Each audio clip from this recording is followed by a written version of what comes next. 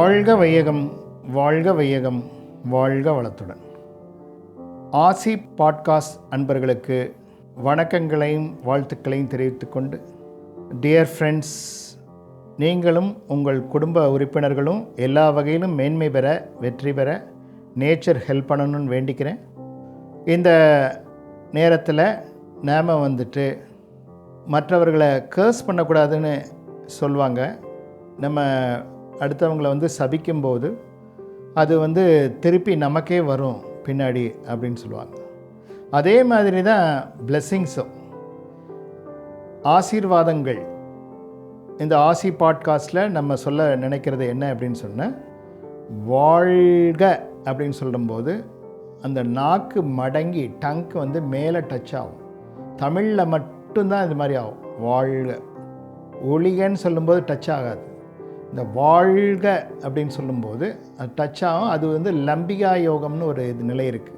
அந்த இடத்துக்கு போய் டச் பண்ணும்போது அது அந்த எனர்ஜி யூனிவர்ஸில் கலக்கும். தமிழ் எழுத்துக்களுக்கு அவ்வளோ வலிமை உண்டு.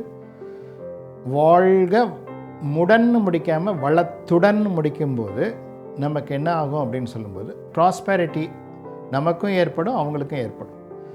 எந்த ஒரு இதுவாக இருந்தாலும் சரி, every action there is a opposite and equivalent reaction. Newton சொன்ன மாதிரி, ஒரு அன்பர் ஜப்பானில் இருக்கார் அப்படின்னு வச்சுக்கோமே, வாழ்க வளத்துடன் அப்படியே அடியாளத்துலேருந்து நம்ம மைண்ட்லேருந்து அவருக்கு போச்சுன்னா, கிளாஷ் அவர்கிட்ட போய் மோதி அவர் யாரை பற்றி நினச்சிக்கிட்டு இருக்காரோ அவருக்கும் போகும். கிளாஷ் ரிஃப்ராக்ஷன் ஆகும். மோதி செதறி இரண்டிடையே ஓட ஆரம்பிக்கும்.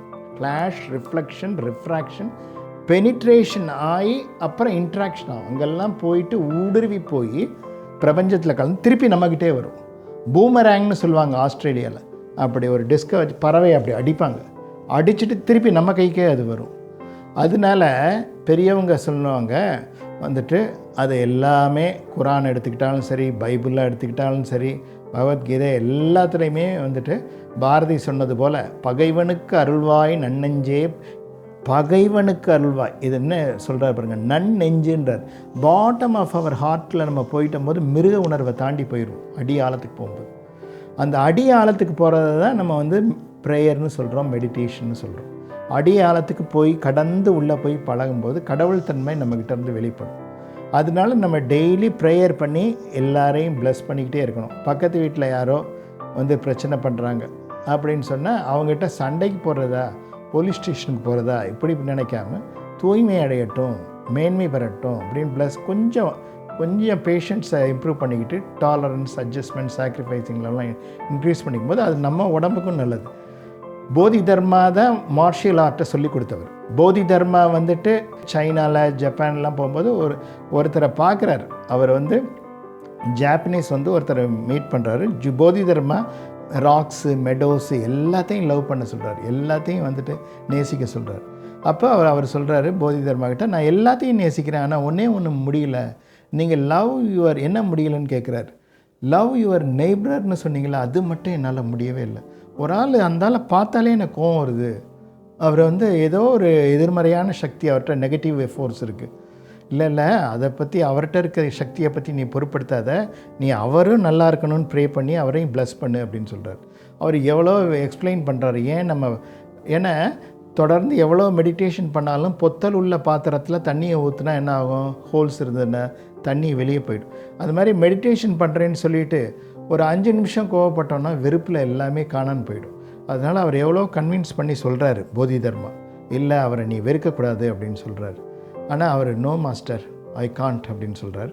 அப்போ போதி தர்மா சொல்கிறார், you forgot all about meditation அப்படின்னு சொல்கிறார். நீ தியானத்தை கைவிட்டுரு அப்படின்னு சொல்கிறார். ஏன்னா அதுக்கான இது தகுதி வரல அப்படின்றது. அந்த வகையில் பார்க்கும்போது நம்ம என்ன பண்ணுறோம் அப்படின்னு பார்க்கணும். இதை முக்கியமாக பெரியவங்க மறைஞ்சதுக்கப்புறம் பல ஆயிரம் வருஷங்களாக சிலரை இந்த சமுதாயம் வணங்கிக்கிட்டு இருக்கு, நேசிக்குது. அதில் ஒரு ஆள், முக்கியமான ஆள் யார் அப்படின்னு பார்த்தா, மைக்கேல்னு ஒருத்தர் ஆராய்ச்சி பண்ணியிருக்காரு. உலகத்திலே சக்ஸஸ்ஃபுல்லாக வாழ்ந்தவங்க, வாழும்போதும் மறைவுக்கு அப்புறம் சக்ஸஸாக இருந்தவங்க யாருன்னு பார்த்து 100 பேரை செலக்ட் பண்ணி அதிலிருந்து ஒரு ஆள் எடுத்திருக்காரு. அந்த 100 பேரில் ஜீசஸ் கிரைஸ்ட் 4ஆவதாக தான் வராரு.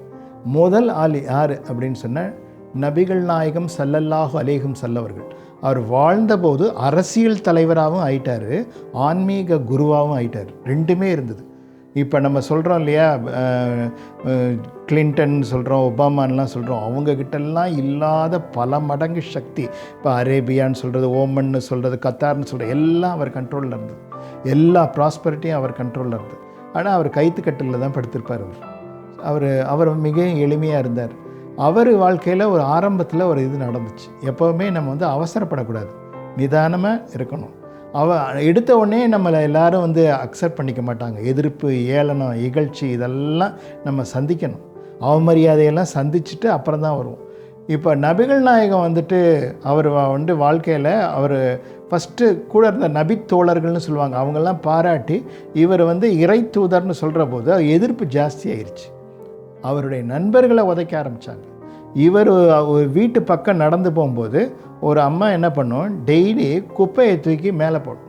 இவர் வந்து இறை தூதரான், நபிகள் நாயகம் சல்லாமர் அப்படின்னு சொல்லி மேலேருந்து திட்டும். அப்போ டெய்லி அவர் பாட்டுக்கு அந்த பக்கம் தான் போவார். என்ன அது ஒரு நாள் 2 நாள் பார்க்குறாரு. 3ஆவது நாள் அந்த மேலேருந்து ஒரு அம்மா குப்பையை வீசுவாங்களே, அவங்க என்ன ஆனாங்க அப்படின்னு கேட்குறாரு. அவங்க ரொம்ப உடம்பு சமம் இல்லாமல் படுத்திருக்காங்க அப்படின்னு சொல்கிறாங்க நபித்தோழர்கள். அப்படியா அப்படின்னு மாடி வீடு அது, அந்த இதில் ஏறி போகிறார், மேலே போகிறார். அந்த அம்மா கட்டிலில் படுத்திருக்கும்போது அல்லாஹு அக்பர் அப்படின்லாம் சொல்லி அல்லாஹு அப்படியே இந்த இது தொழுகையை உட்காந்து பண்ணிக்கிட்டு இருக்கார். அந்த அம்மா அப்படியே அயர்ந்து தூங்கிட்டு இருந்தவங்க டக்குன்னு முழிச்சிடுறாங்க. முழிச்சு பார்க்குறாங்க, இவர் பக்கத்தில் உட்காந்து தொழுகை பண்ணிக்கிட்டு இருக்கார். அவங்க உடம்பு சுத்தமாகணும், ஆரோக்கியம் பெறணும் அப்படின்லாம் சொல்லி பண்ணுறார். அந்த அம்மா வந்து எந்திரிச்சிட்டு உட்காந்து கேட்குறாங்க, என்ன எனக்காகவா பண்ணுறீங்க அப்படின்னு கேட்குறாரு. ஆமாம், நீங்கள் நல்லா இருக்கணும், அதுக்காக தான் நான் பண்ணுறேன், உடம்பு சரியில்லைன்னு சொன்னாங்க அப்படின்னு. அந்த அம்மா அழுக ஆரம்பிச்சிடுறாங்க. இவ்வளவு அவமரியாதைப்படுத்தின எனக்காக நீங்கள் வந்து பண்ணுறது, நீங்கள் சாதாரண இல்லை, நீங்கள் வந்து இறை தூதர் தான் நான் நம்புகிறேன், இதில் எந்த சந்தேகமும் இல்லை. நான் உங்களை அவமானப்படுத்தின மாதிரி வேறு யாரையும் அவமானப்படுத்தினதில்லை. ஆனால் இவ்வளவு அவமானங்களையும் தாங்கிக்கிட்டு என்னுடைய உடல் ஆரோக்கியம் பெறணுன்றதுக்காக வந்து நீங்கள் இங்கே தொழுகையில் உட்காந்துருக்கீங்கள, இது வந்து சாதாரண மனிதர்களால் முடியாது. அதனால் வந்து நானும் இனிமேல் நீங்கள் என்ன சொல்கிறீங்களோ அதை பின்பற்றுறேன் அப்படின்னு சொல்லிவிட்டு அந்த அம்மா வந்து அவரை பின்பற்றுறதா சொல்லுவாங்க. அதனால் நாம் வந்துட்டு ஹேஸ்ட் மேக்ஸ் வேஸ்ட்டும்பாங்க. அவசரப்படக்கூடாது. அவசர புத்தியோடு இருந்தோன்னா நமக்கு வந்து பிரபஞ்சம் நடத்துகிற பாடம் புரியாது. யூனிவர்ஸ் வந்துட்டு என்ன டீச் பண்ணுது அப்படின்றத புரிஞ்சுக்கிறதுக்கு அமைதியாக இருக்கணும். நம்ம நல்லா இருக்கிறதுக்காக ப்ரே பண்ணுறோம், அதோடு முடிச்சிடக்கூடாது. நம்ம குடும்ப உறுப்பினர்கள் ப்ளஸ் பண்ணணும், எல்லோரும் நல்லா இருக்கணும்னு ப்ரே பண்ணணும். ஒவ்வொரு தியான முடிவுலையும் கௌதம் புத்தா சொல்வார், ஒவ்வொரு தியான முடிவுலையும் நீங்கள் வந்துட்டு அந்த எனர்ஜியை, மெடிடேஷன் பவரை ஷேர் பண்ணணும். அப்படி ஷேர் பண்ணலைன்னா, if you do not do so I will call you irreligious, நீங்கள் ஆன்மீகத்தன்மை அற்றவர்கள் அப்படின்னு நான் சொல்லுவேன். நம்ம ப்ரே பண்ணிவிட்டு சுயநலவாதியாக நம்ம இருக்கக்கூடாது. எல்லோரும் நல்லா இருக்கணும், எல்லோரும் நல்லா இருக்கணும், ப்ளஸ் பண்ணிக்கிட்டே இருக்கணும். அது நமக்கு கவசமாக, ப்ரொடெக்ஷனாக, காப்பாக வரும். வெளியில் போகிற எல்லா அலையும் திரும்பி வருது. நம்முடைய எண்ணங்களில் இருக்கக்கூடிய குற்றங்குறைகள் போவதற்கும், நம்முடைய வாழ்க்கையில் மேன்மை ஏற்படுத்துவதற்கும், நம்ம குடும்ப உறுப்பினர்கள் எல்லா வளங்களும் பெற்று சீரும் சிறப்புமாக இருப்பதற்கும் வாழ்த்து அலை மிக மிக முக்கியம். யாரையும் சபிக்கக்கூடாது என்பது ஒரு நிலை. கர்ஸ் பண்ணக்கூடாது, ப்ளஸ் பண்ணணும். ஏன் ப்ளஸ் பண்ணணும் அப்படின்னு சொல்லும்போது, ஆசிடை எடுத்து ஒருத்தர் மேலே வீசுகிறோன்னா அவங்க மேலே படாமல் போகலாம். கையில் எடுத்து வீசும்போது நம்ம கையில் பொத்தல் விழுந்துடும். அதனால் நம்ம வந்துட்டு ஒருத்தரை சபிக்கும்போது அவங்களுக்கு அது பாதிக்குமா, அவங்க மேலே போய் அதை அட்டாக் பண்ணுமான்றது வேறு விஷயம். ஆனால் நம்மளை பாதிச்சுட்டு தான் அது வெளியே போகுது.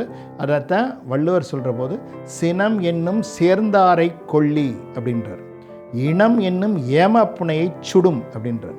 அடுத்தவங்களை அப்புறம் தான் சொல்கிறது, ஃபஸ்ட்டு நம்மளை கொண்டுட்டு தான் வெளியே போகுது அப்படின்றார். அதனால் நம்ம வந்து சாப அலைகளை வெளிப்படுத்தாமல் பாசிட்டிவ் வைப்ரேஷன், அந்த பாசிட்டிவ் வைப்ரேஷன் தான் பிளஸ்ஸிங்ஸ்னு நம்ம சொல்கிறோம். எல்லோரையும் ப்ளஸ் பண்ணிக்கிட்டே இருப்போம்.